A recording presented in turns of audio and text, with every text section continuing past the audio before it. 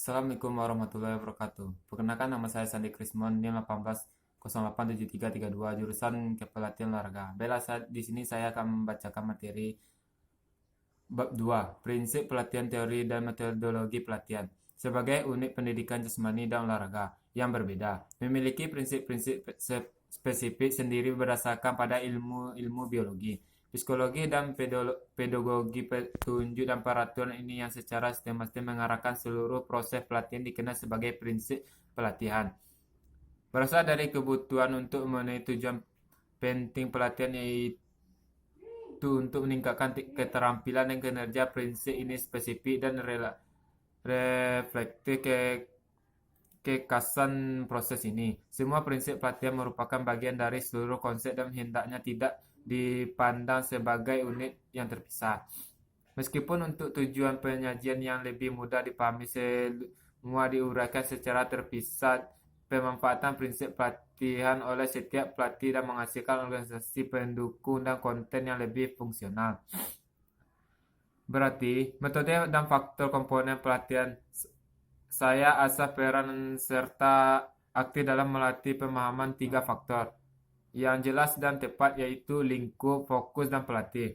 Perannya atlet independen dan kreatif, tugas-tugasnya selama fase panjang persiapan adalah penting dalam pertimbangkan azas dan aku melatih melalui kepemimpinan dan keahlian. Harus mempromosikan independen tapi hati-hati pengembangan atletnya. 1. Mereka harus memperhatikan perilaku dan meningkatkan kemampuan biomotor atlet tersebut. Hendaknya berperan serta secara efektif dalam merancangkan program pelatihan. Kapasitas penilaian sehingga LC akan memiliki proses perspektif dalam ini. Hendaknya menduga bahwa atlet yang bergaji tinggi merupakan lebih terlibat dibandingkan yang baru-baru mulai olahraga ini. Para atlet papan atas kadang-kadang dapat dianjurkan untuk mengembangkan sendiri program olahraga mereka. Pelatih kemudian hendaknya memodifikasi mereka sesuai dengan kualitas dan tujuan para atlet. Dari bantuan penting dalam merancang sebuah program adalah catatan dan komentar yang dibuat oleh si atlet dalam jurnal pelatihannya. Evakuasi kritis terhadap planning sebelumnya mungkin juga bisa harus diikuti adalah 3. Atlet hendaknya secara berkala menetapkan dan lulus tes dalam standar. Dalam melakukannya akan ada sebuah gambaran yang jelas tentang tingkat kinerja dan derajat dalam melakukan akan sebuah gambaran yang tentang tingkat derajat ini dalam periode tertentu. Dia mungkin kemudian menarik konklusi yang tepat berdasarkan informasi objektif. Program masa depan harus berdasarkan analisis penting ini. 4. Atlet harus melaksanakan tugas pekerjaan rumah dan atau sesi pelatihan individu tanpa pengawasan pelatih. Cukup sering beberapa, khususnya calon atlet yang pelatih mereka tidak mampu membayar oleh teori pelajaran yang terorganisasi per hari. Dalam motif yang luhur, mereka mungkin menetapkan tujuan yang tinggi bagi diri mereka, karena mengetahui bahwa mereka tidak akan mudah dicapai. Pembangunan atlet memasuki fase kedua pengembangan. Hal ini menyoroti pokok-pokok dalam karir atlet yaitu pelatih untuk performa tinggi. Saya multera berevolusi dari saling ketergantungan antara semua organ manusia dan sistem dan antara proses fisiologi dan psikologis.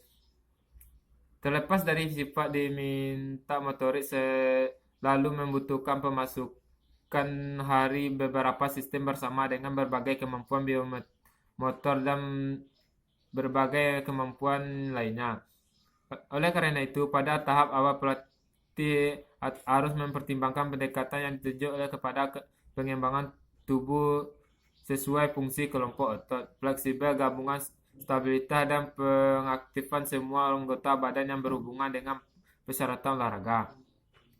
Dengan kata lain, pengembangan ke tingkat atas dari semua morfologi fungsional kemampuan akan memerlukan melakukan secara efisien pada tingkat yang lebih tinggi. Keterampilan teknis taktis diperlukan dalam menuju spesialisasi penguasaan. Pada pengembangan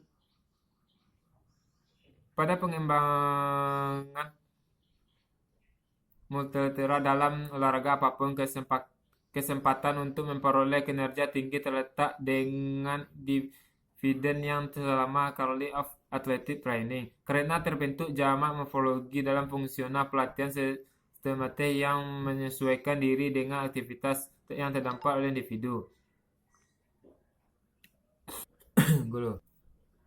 Adaptasi seperti ini tidak hanya berarti perubahan fisiologi, karena spesialisasi berlaku untuk teknik taktis dan psikologi tubuh juga. Spesialisasi bukanlah proses unilateral, tetapi lebih merupakan konflik yang berdasarkan pada dasar solid dari pengembangan multilateral. Dari perjalanan pelatih pertama mengenai seorang pemula hingga penguasaan seorang atlet dewasa, seluruh volume pelatih dan bagian latihan khusus tersebut secara progresif dan terus meningkat. Akan prihatin dengan spesialisasi, Ozalib menyarankan bahwa secara pelatihan atau secara spesifik tidak mau tindakan motor khusus yang digunakan untuk memperoleh efek pelatihan harus terdiri dari dua unsur. 1. Olahraga khusus. 2. Pelatihan yang digunakan untuk mengembangkan kemampuan biomotor pergerakan biomotor program olahraga khusus yang diikuti oleh si atlet. Yang terakhir, menunjukkan pada latihan yang mengembangkan kekuatan, kecepatan, dan daya tahan. Rasio antara dua kelompok latihan ini berbeda untuk setiap olahraga. Sementara, seperti lompat tinggi, prinsip spesialisasi hendaknya dipahami dan diterapkan dengan berbagai dalam pelatihan anak-anak dan junior di masa pengembangan multilateral. Pengembangan spesialisasi berkembang, namun rasio antara multilateral dan pelatihan khusus harus direncanakan dengan cermat, mengingat fakta bahwa dalam olahraga secara adalah kecenderungan yang jelas untuk menurunkan usia atlet.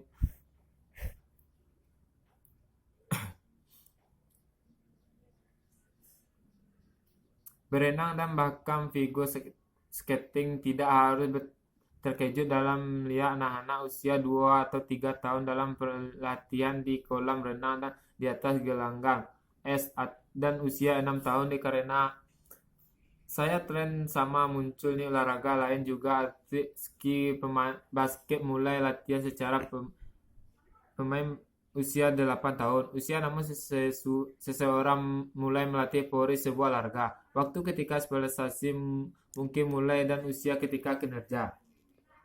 Sejak awal 1960-an, usia pengenalan untuk olahraga serta usia mencapai kinerja tinggi menurun secara dramatis, yaitu senam menurun secara dramatis, renang menyambut bahwa tinggi efisien atletik kalangan anak muda tampaknya berdasar pada faktor bahwa yang benar-benar penting dalam atletik bukanlah secara kronologis, memainkan pada usia biologi, potensi fungsional, kemampuan, dan beradaptasi dengan stimulus tertentu.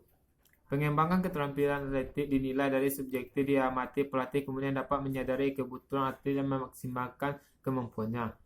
Cukup sering para pelatih menerapkan pendekatan selama sekali tidak ilmiah hal yang pelatihan oleh secara terang-terangan mengikuti program pelatihan.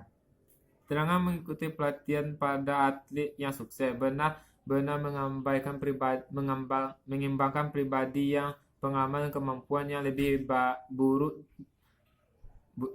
lagi. Program semacam itu terkadang diimplementasikan ke jadwal pelatihan siswa. Para atlet fisiologi maupun psikologis pantas mengikuti program tingkat lanjut tersebut. Khususnya komponen intensitas menurun pilihan Richter.